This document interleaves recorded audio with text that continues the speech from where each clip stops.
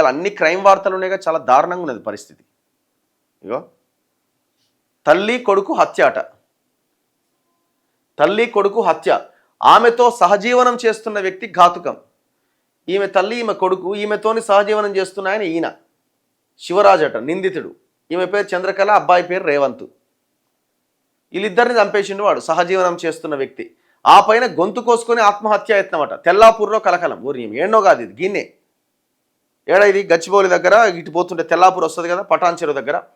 హైదరాబాద్ నగర శివారు తెల్లాపూర్లో తల్లి కుమారుడి హత్యలు కలకలం రేపినాయి. ఆమెతో సహజీవనం చేస్తున్న వ్యక్తి బుధవారం అర్ధరాత్రి దారుణానికి పాల్పడ్డాడు. హత్య అనంతరం నిందితుడు కత్తితో గొంతు కోసుకొని ఆత్మహత్యకు ప్రయత్నించాడు.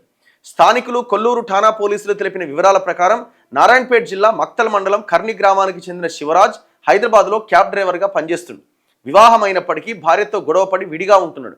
వనపర్తి జిల్లా అమరచింతకు చెందిన చంద్రకళ భర్తతో విడిపోయి కొడుకు రేవంత్ 14 ఏళ్ల అబ్బాయిది కలిసి నార్సింగ్లో ఉంటోంది. శివరాజ్ చంద్రకళల మధ్య పరిచయం ఏర్పడి సహజీవనానికి దారితీసింది. 3 ఏళ్లుగా కలిసి ఉంటున్నారు. శివ తరచుగా మద్యం తాగి ఇంటికొచ్చి చంద్రకళను, రేవంత్ను కొట్టేవాడు. దీనిపై చంద్రకళ ఫిర్యాదుతో నార్సింగ్ పోలీస్ స్టేషన్లో కేసు కూడా నమోదైంది. కేసు కొనసాగుతున్నప్పటికీ ఇద్దరూ కలిసే ఉంటున్నారు. 4 రోజుల క్రితం నార్సింగ్ నుంచి తెల్లాపూర్ జేపీ కాలనీకి మకాం మార్చారు. శివ బుధవారం అర్ధరాత్రి ఇంటికొచ్చిన తర్వాత చంద్రకళతో గొడవపడ్డాడు. ఇరుగు పొరుగు వారికి గట్టిగా కేకలు వినిపించినాయి. గురువారం మధ్యాహ్నం వరకు ఇంటి నుంచి ఎలాంటి అలికిడి వినిపించకపోవడంతో పోలీసులకు స్థానికులు సమాచారం ఇచ్చారట. మరి ఏం అలికిడి, ఏం సప్పుడు వచ్చిందని పోయే ప్రయత్నం ఎందుకు చేయలేదు స్థానికులు? చెయ్యరు. మనకెందుకు, వాని గొడవ వాందే, వానిట్లో కూడా మనం ఎందుకు పోవాలా, రేపు మన ఇంట్లో అయినా కూడా ఓడరాడు. పోలీసులు వచ్చి చూడగా అప్పటికే చంద్రకళ, రేవంత్ చనిపోయి ఉన్నారు. శివరాజ్ గొంతు దగ్గర కత్తి ఘాటు గాయంతో ప్రాణాపాయ స్థితిలో ఉండగా ఆసుపత్రికి తరలించారు.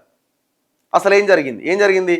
పోలీసుల సమాచారం ప్రకారం బుధవారం అర్ధరాత్రి గొడవ జరిగిన తర్వాత చంద్రకళ, రేవంత్లను శివ కత్తితో పొడిచి చంపేసిండు. ఆ తర్వాత గొంతు కోసుకున్నాడు. ముగ్గురి మధ్య పెనుగులాట జరిగినట్టు అక్కడి పరిస్థితిని బట్టి తెలుస్తోంది.